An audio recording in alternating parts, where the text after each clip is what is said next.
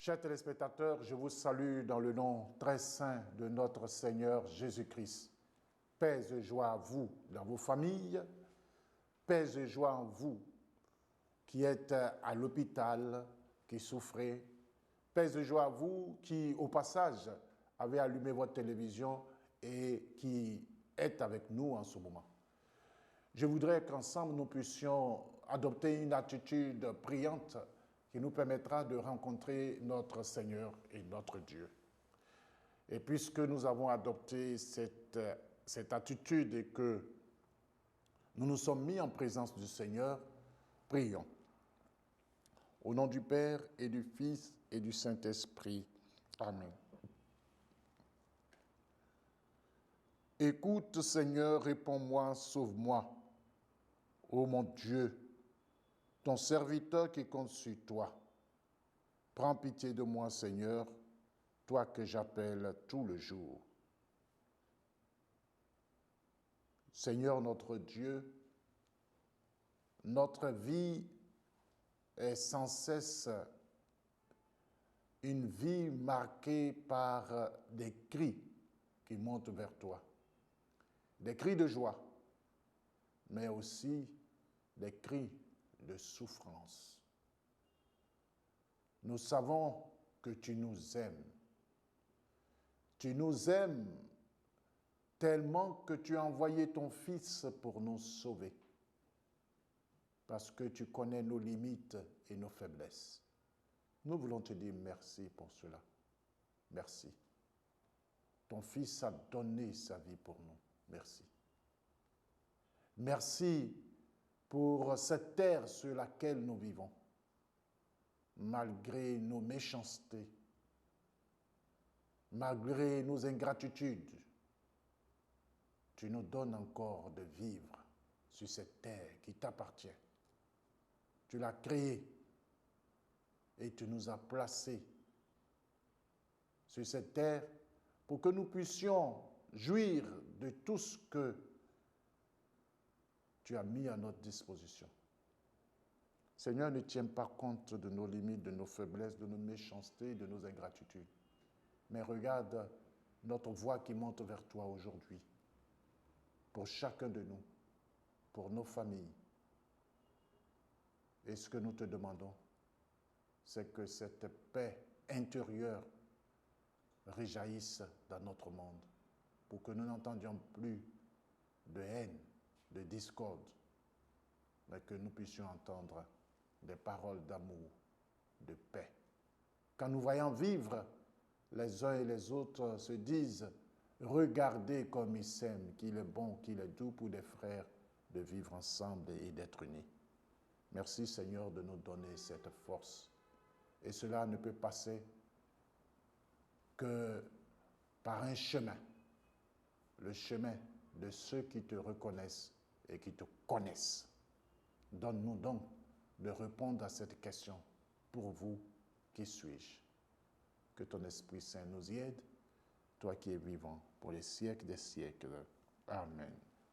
Au nom du Père et du Fils et du Saint-Esprit.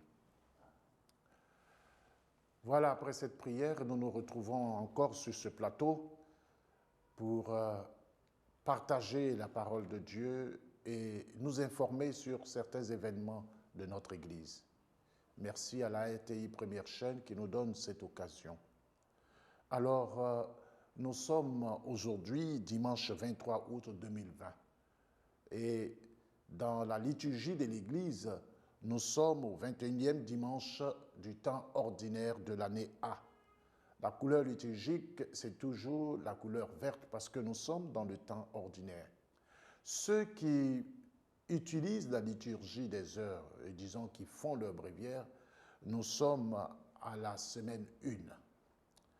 Quels sont les textes que l'Église universelle, l'Église catholique nous propose en ce 21e dimanche du temps ordinaire?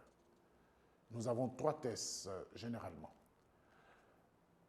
Le premier texte qui constitue la première lecture est tiré du livre du prophète Isaïe au chapitre 22, les versets 19 à 23. Le psaume c'est le psaume 137 ou 138 selon les versions bibliques. Seigneur, éternel est ton amour, n'arrête pas l'œuvre de tes mains. La deuxième lecture, c'est la lettre de saint Paul aux chrétiens de Rome, chapitre 11, versets 33 à 36. Et l'évangile que nous allons lire est tiré de l'évangile selon saint Matthieu au chapitre 16, versets 13 à 20. Nous lisons, vous suivez et vous écoutez. En ce temps-là, Jésus, arrivé dans la région de Césarée de Philippe, demandait à ses disciples, « Au dire des gens, qui est le Fils de l'homme ?» Ils répondirent, « Pour les uns, Jean-Baptiste, pour d'autres, Élie, pour d'autres encore, Jérémie ou l'un des prophètes. » Jésus leur demanda, « Et vous, que dites-vous? Pour vous, qui suis-je » Alors Simon-Pierre prit la parole et dit, « Tu es le Christ, le Fils du Dieu vivant. » Prenant la parole à son tour, Jésus lui dit, « Heureux es-tu, Simon, fils de Jonas. Ce n'est pas la chair et le sang qui t'ont révélé cela, mais mon Père qui est aux cieux. Et moi, je te le déclare. Tu es Pierre, et sur cette pierre, je bâtirai mon Église.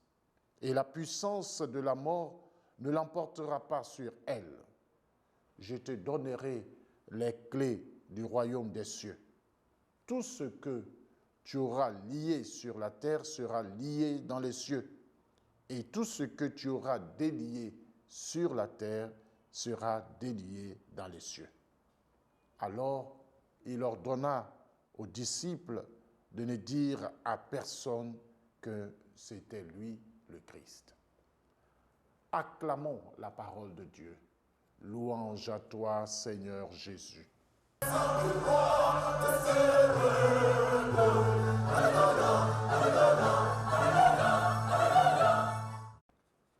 Chers frères, chères sœurs, vous venez d'écouter cette belle page de la parole de Dieu. Vous connaissez le contexte, vous connaissez sûrement le contexte de cette question. Pour vous, qui suis-je? Alors, je voudrais vous donner le contexte. Un jour, Jésus a commencé à prêcher. Il guérissait les malades, il chassait les esprits mauvais, comme dimanche dernier. Et les Romains et les Juifs qui étaient là ont été stupéfaits. Ils étaient heureux de voir qu'un être humain, un homme, opérait de si grands signes. On n'avait jamais vu en ce temps où les Romains occupaient la Palestine un homme si fort, si puissant par ses actes et ses paroles. Alors, les gens commencent à se poser des questions sur lui. Mais c'est quel homme ça? C'est qui ça? Il guérit les malades. À partir de 5 pains et quelques poissons, il multiplie et il nourrit plus de 5000 personnes. Mais qui est cet homme? Qui est cet homme? Et la question-là était grave. Parce que, en ce moment-là, Israël était occupé par les Romains. La Palestine était une colonie. Et les Juifs n'aimaient pas ça du tout. Alors, de temps en temps, les Juifs attaquaient les soldats romains, les tuaient, les blessaient gravement. Mais quand les Romains aussi saisissaient ou attrapaient un de ces Juifs, on le mettait sur une croix. C'est ainsi qu'on a attrapé aussi Barabbas. Mais dans cet environnement, il faut noter quelque chose. Les Juifs attendaient quelqu'un qui allait venir les libérer. Ils rêvaient. Mais qui va venir un jour prendre la tête de notre mouvement pour que nous puissions soulever le peuple et chasser ces Romains, ces colons? Alors, ils cherchaient depuis quelqu'un. Parce que la parole de Dieu leur disait qu'il y a un Messie qui viendra. Et ce Messie-là viendra pour les sauver. Alors, c'est dans cette attente-là que Jésus a commencé à faire des miracles. Il apparaît. Il commence à guérir. Et il parle aux Juifs. Il parle aux Romains avec arrogance. Alors les gens se disent, mais peut-être que c'est lui qui peut nous sauver. C'est lui que nous attendons. Prenons-le en même temps. Comme diraient certains, en même temps mieux. Ne laissons pas passer les choses. Prenons-le. Parce que lui, il peut nous sauver. Voilà quelqu'un qui guérit les malades. Voilà quelqu'un, quand on a faim, il nous donne à manger, il multiplie. Voilà quelqu'un qui sait parler aux colons. Alors, qu'est-ce qui reste? Prenons-le. Et Jésus savait ce que les gens pensaient de lui. Mais il ne le disait pas ouvertement. Alors, certains disaient, tu es Jean, tu es Élie. Vous connaissez Jean? C'est quelqu'un qui avait combattu une reine qui était méchante. Tu es l'un des prophètes qui serait revenu. Parce que les gens se disaient, on cherchait à savoir qui il était. Mais dans toutes ces réponses, on sentait que le peuple avait besoin d'un libérateur, avait besoin de quelqu'un qui allait pouvoir les aider. En tout cas, quelqu'un qui n'a pas peur et qui peut dire ouvertement aux grands la parole de Dieu. Et pour eux, cette parole de Dieu ne pouvait être qu'une parole en faveur de la libération d'Israël. Mais voici donc le contexte. Mais tout ça n'est pas très clair. Alors Jésus va plus loin. Il parle à ses apôtres et il leur pose deux questions fondamentales. Il leur dit, pour les gens, qui suis-je? Alors les apôtres répondent, pour certains tu es Élie, pour d'autres tu es Jean. C'est bien. Les gens disent ça. Et vous, pour vous, qui suis-je? Alors, Pierre donne une bonne réponse dans un premier temps. Il dit, il regarde vers Pierre qui prend la parole et Pierre dit, tu es le Messie, le Fils du Dieu vivant. Pierre a donné une bonne réponse, mais sous l'action du Saint-Esprit. Il a dit une parole qui le dépasse lui-même. Et il ne sait pas, il ne comprend pas lui-même tout le sens de ce qu'il vient de dire. Dire de Jésus qu'il est le Messie, nous ne pouvons le dire que sous l'action du Saint-Esprit. Alors Jésus leur dit de ne dire cela à personne. Pourquoi? Parce que tout simplement, jusqu'à ce moment encore, Pierre et les apôtres pensent que Jésus est venu pour être un Messie politique et militaire, venu pour instaurer la royauté en Israël et résoudre tous les problèmes du peuple. C'est-à-dire quoi? Chasser les Romains, donner du pain au peuple, donner le pouvoir aux Juifs, Jésus roi et eux peut-être ministres. Rappelez-vous, juste avant l'ascension, Jésus est-ce maintenant que tu vas instaurer la royauté en Israël? Sous-entendu, si toi tu installes la royauté, nous qui sommes à côté de toi, nous serons dignes des dignes lieutenants, donc tes ministres. Dans leur tête même déjà, peut-être qu'ils ont commencé à faire le gouvernement. Pierre comme Premier ministre peut-être, Jean comme ministre de la jeunesse et des sports, Jacques comme ministre de la sécurité, Philippe, agriculture et autosuffisance alimentaire, parce qu'on pourrait dire, dans un texte, il a dit à Philippe, où trouver du pain pour qu'ils aient à manger? André, peut-être aux relations extérieures, lui aimait faire les commissions et les présentations. C'est lui qui a présenté Pierre à Jésus. Matthieu le Lévite, par exemple, avec ses affaires de compte, devait penser au budget ou à la direction des douanes, peut-être. Judas, le ministre de l'économie et des finances. Barnabé a reçu Paul après sa chute et lui a prodigué les premiers conseils. Il est comme un grand médiateur de l'État. C'est-à-dire que déjà, les disciples s'étaient fait une idée. Ils avaient décidé de prendre la parole et de vivre avec Jésus. Les apôtres, dans leur ensemble, donc, avaient une vision non claire de qui était Jésus. On pensait à Jésus comme celui qui allait régler tous les problèmes matériels et distribuer des postes pour que les gens puissent assouvir leurs besoins de domination. Jésus dit donc à ses apôtres, et il nous dit à nous aussi aujourd'hui, de ne pas en parler, car il sait, lui, qu'il est le Messie, mais un Messie qui doit souffrir avant d'entrer dans la gloire.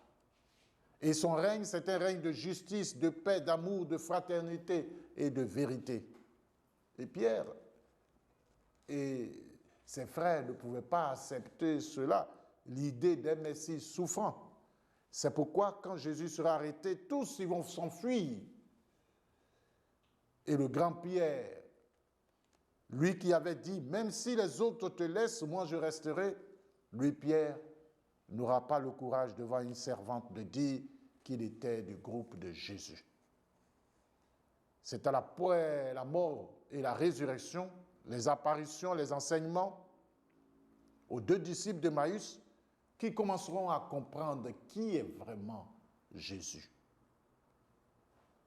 Alors, frères et sœurs, Jésus a donné sa vie pour les hommes.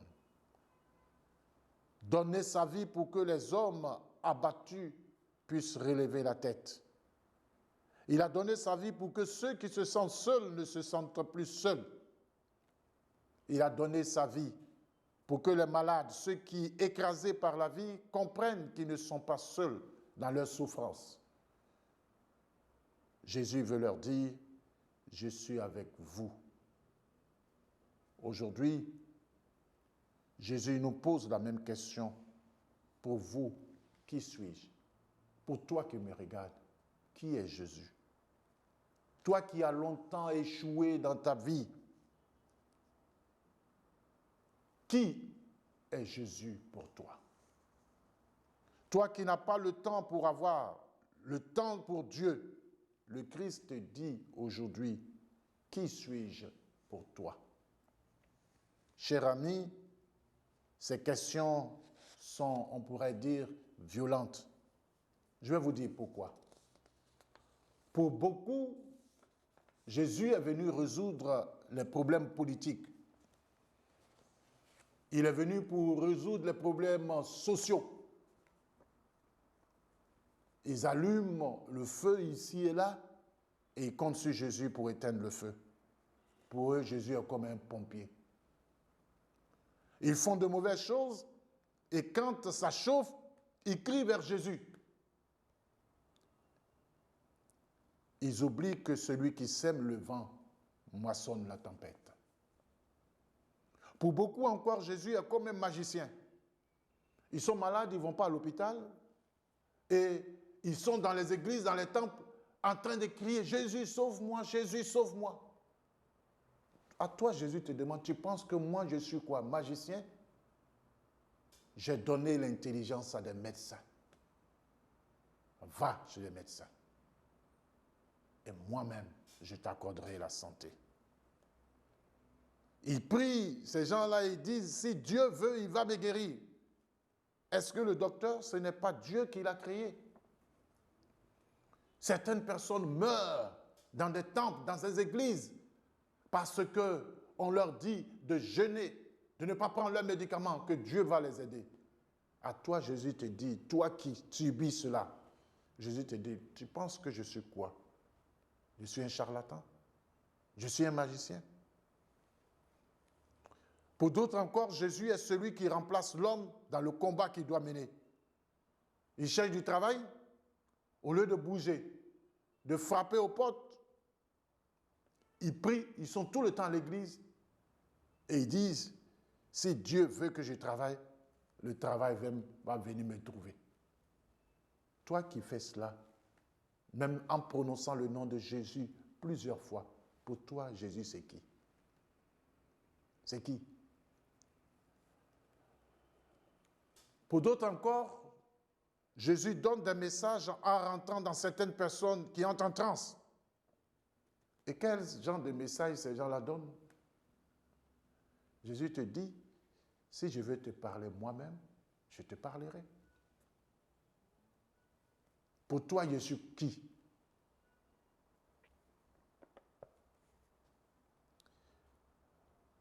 Ou bien tu n'as pas d'homme et de femme dans ta vie, alors tu dois prier tout le temps. Et puis il va t'amener la personne que tu veux, qu'il te faut. Comme si Jésus était une agence matrimoniale. C'est lui maintenant qui va te donner un homme, qui va te donner une femme. Au lieu de changer ton mauvais comportement, ton caractère, qui fait qu'on te fuit, au lieu de changer, tu vas à l'église tous les jours, Jésus, je veux un homme comme ceci. Jésus te demande, est-ce que moi, je suis agence matrimoniale? Parce que c'est comme ça que tu le conçois. Alors il te pose la question, pour toi, qui suis-je? Qui suis-je? Pour d'autres encore, Jésus est comme un boy. Ce qu'ils veulent, c'est ce que Jésus doit faire. Ils disent dans leurs prières que ta volonté soit faite, mais en réalité, c'est leur propre volonté que Jésus doit faire. Au lieu de dire à Jésus, comme dans la Bible, parle Seigneur, ton serviteur écoute, et c'est écoute Seigneur, ton serviteur parle. Chers frères, chères sœurs, pour vous, qui suis-je? La parole de Dieu nous parle chaque jour. Nous sommes nombreux qui allons à l'église tous les jours, mais qui avons une mauvaise appréciation de qui est Jésus-Christ, de qui est Dieu. Et aujourd'hui, Jésus nous le dit. Apprenons à laisser Dieu où il est et comme il est. Mettons-nous à la disposition de Dieu et surtout écoutons sa parole parce que c'est sa parole qui nous éclaire, qui nous illumine. Et cette parole nous dit, celui qui met sa foi dans le Seigneur et qui marche selon ses voies, celui-là sera exaucé, il ne sera pas déçu. Alors, si tu ne travailles pas, Jésus ne va pas te donner du travail. Si tu n'étudies pas, Jésus ne va pas te faire gagner ton examen parce que la veille, tu as dormi à l'église. Mais Jésus, il est juste. Il est juste. Si tu as un mauvais caractère, comme je le disais tantôt, et que tu n'arrives pas à trouver un homme ou une femme, ce n'est pas en allant à l'église tous les jours, mais c'est en changeant de comportement à partir de ce que la parole te dit, que tu pourras avoir l'homme de ta vie. Mes frères et mes sœurs, la parole de Dieu nous interpelle aujourd'hui. Et Jésus te dit, pour toi qui me regardes aujourd'hui, qui suis-je? À chacun de nous de lui donner une réponse. Que Dieu vous bénisse.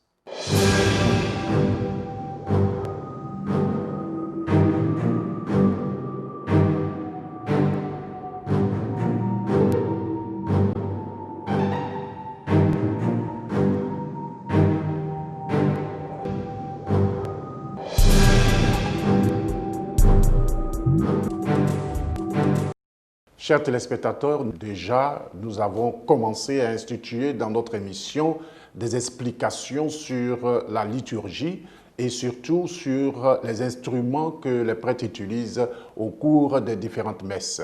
Aujourd'hui, je voudrais que nous puissions parler des habits liturgiques. Déjà même, du point de vue humain, les vêtements ont un sens. Les animaux ne portent pas de vêtements, mais nous portons un vêtement et ces vêtements ont, on pourrait dire, une symbolique. Et ces vêtements nous aident à signifier quelque chose de celui qui le porte à ceux qui le voient, ceux qui regardent, celui qui a porté ce vêtement, se disent « Ah, lui, il a porté une blouse, c'est un infirmier, c'est un médecin.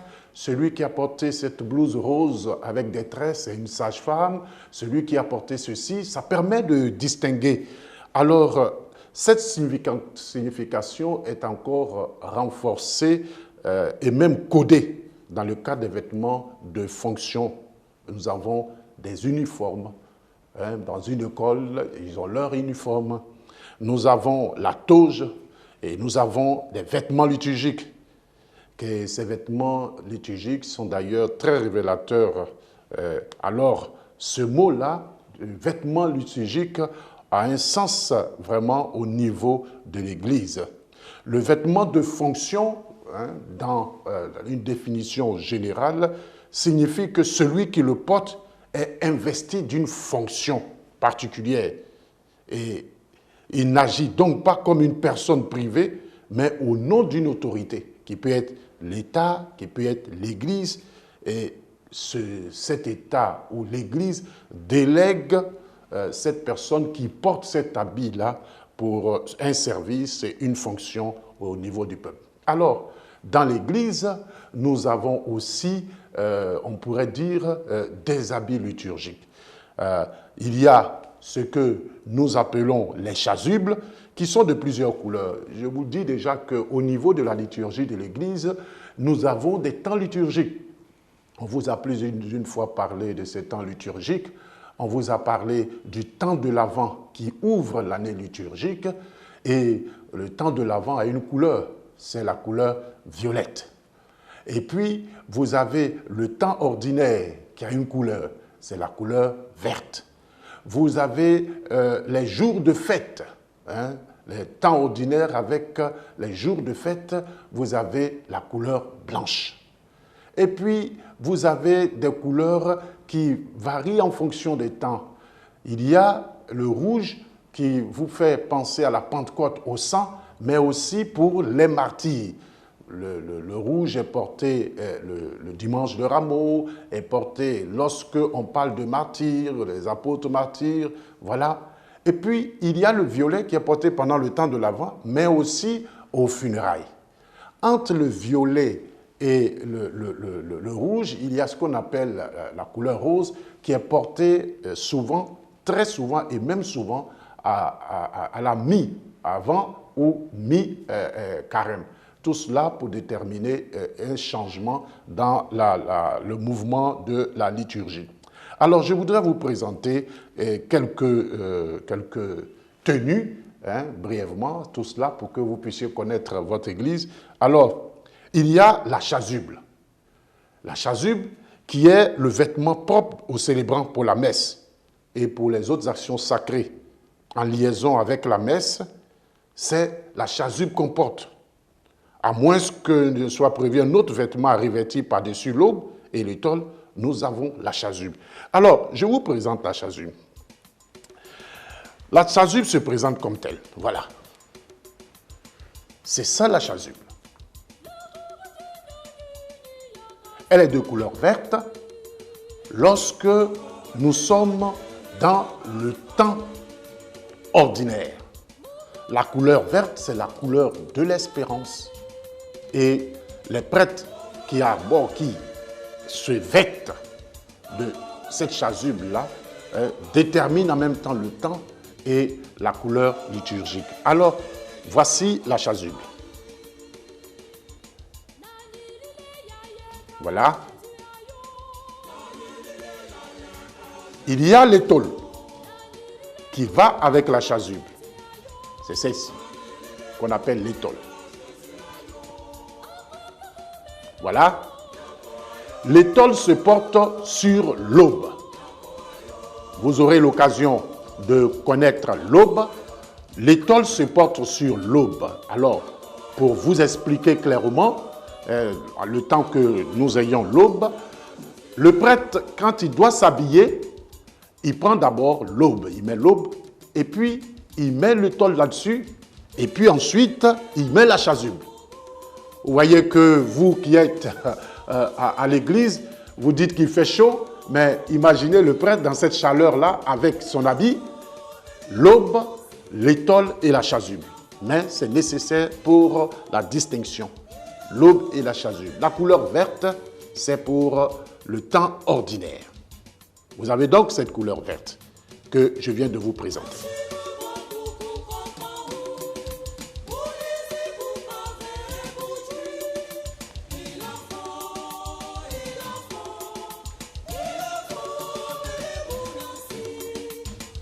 Vous avez la couleur blanche. Je ne vais pas encore revenir sur les couleurs, les dessins qui sont dedans dépendent de chaque broderie. Alors, ce n'est pas parce que c'est blanc qu'il faut obligatoirement avoir cette broderie. Mais la chasuble, elle se porte aussi, cette chasuble blanche se porte les jours de fête. Les jours de fête. Elle a aussi une étole. Chaque chasuble a une étole assortie. Voilà une couleur blanche, la chasuble. Le prêtre porte la chasuble le jour de fête. C'est du blanc.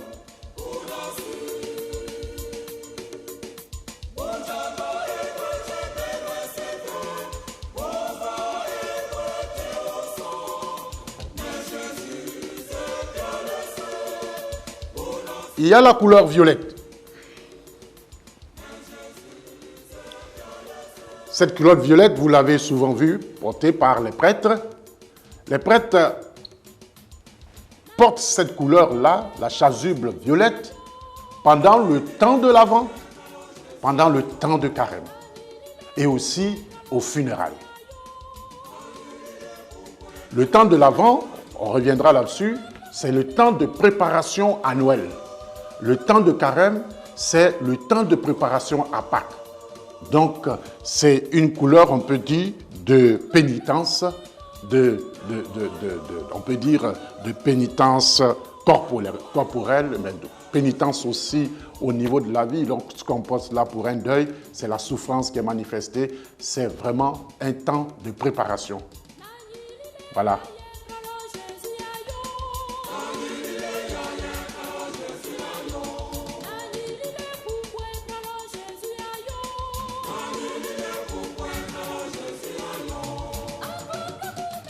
Vous avez la couleur rouge.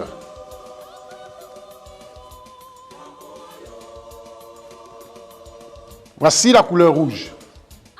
Cette couleur rouge est portée pendant les fêtes des martyrs. Ça présente un peu la souffrance, le sang. Mais aussi, c'est la couleur de l'Esprit Saint. On le porte à la Pentecôte. Le rouge. Le rouge sang, voilà, à la Pentecôte. On la porte aussi au dimanche des rameaux. Ça annonce le Christ qui va au-devant de la mort pour, voilà, la chasuble rouge.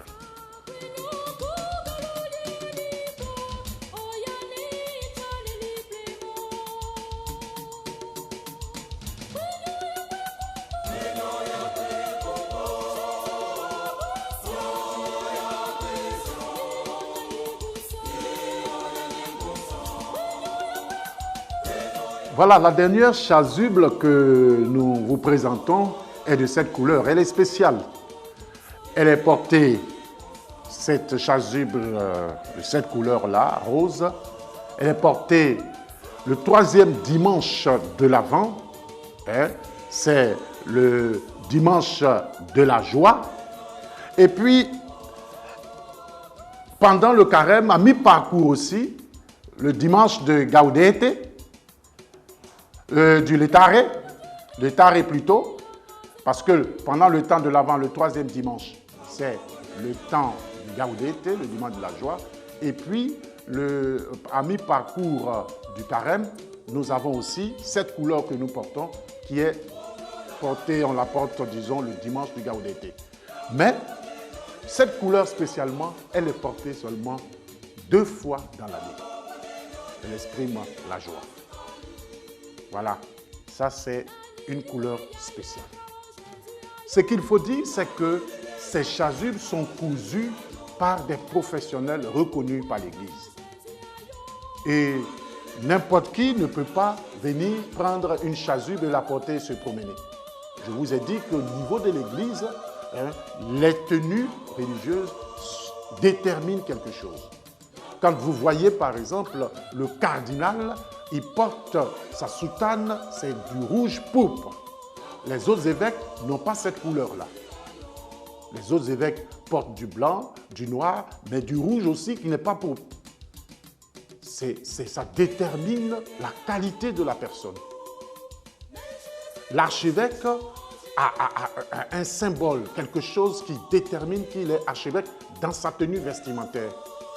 Et cela est très important. Malheureusement, aujourd'hui, n'importe qui se lève, peut venir porter une chasuble et peut venir prendre une crosse, une mitre, et même peut porter une chasuble, se fait coudre une chasuble n'importe où et vient arborer ça et se présente aux gens. Et ça peut créer une confusion parce que nous, ce sont des vêtements liturgiques. Je pense que la télévision nous permet de présenter ces choses pour que les fidèles chrétiens sachent. Lorsque vous voyez votre curé à la messe avec une couleur verte, sachez que vous êtes dans le temps ordinaire. Lorsqu'il porte la couleur violette, vous pouvez savoir si c'est pendant l'Avent ou pendant le carême ou bien pendant les funérailles. S'il porte la couleur rouge, vous vous demandez est-ce que c'est la fête d'un martyr ou bien est-ce que c'est la Pentecôte, puisque vous êtes à la Pentecôte, parce que vous pouvez dire, vous remarquez que le curé n'a pas porté le rouge le jour de la Pentecôte. Qu'est-ce qui se passe? Qu'est-ce qui n'a pas marché? Parce que c'est le rouge qu'on doit porter à la Pentecôte. Alors, nous essayons de vous présenter ces choses de manière succincte. Vous irez après sur vos paroisses pour poser des questions à vos curés pour que ceux-ci vous expliquent en profondeur. Nous sommes là pour attiser en vous ce désir de connaître votre Église. En tout cas, je voudrais vous dire merci pour cette rubrique qui va continuer avec ce que nous allons appeler désormais, après les comprimés liturgiques, quelle attitude il faut avoir à l'Église, qu'est-ce qu'il faut faire, est-ce qu'il faut s'asseoir, pourquoi on s'assoit, pourquoi on s'élève, et tout cela, c'est parce qu'avec la RTI, nous voulons vous apprendre à mieux connaître votre Église. En tout cas, avec cette belle chasuble, je voudrais vous dire à dimanche prochain.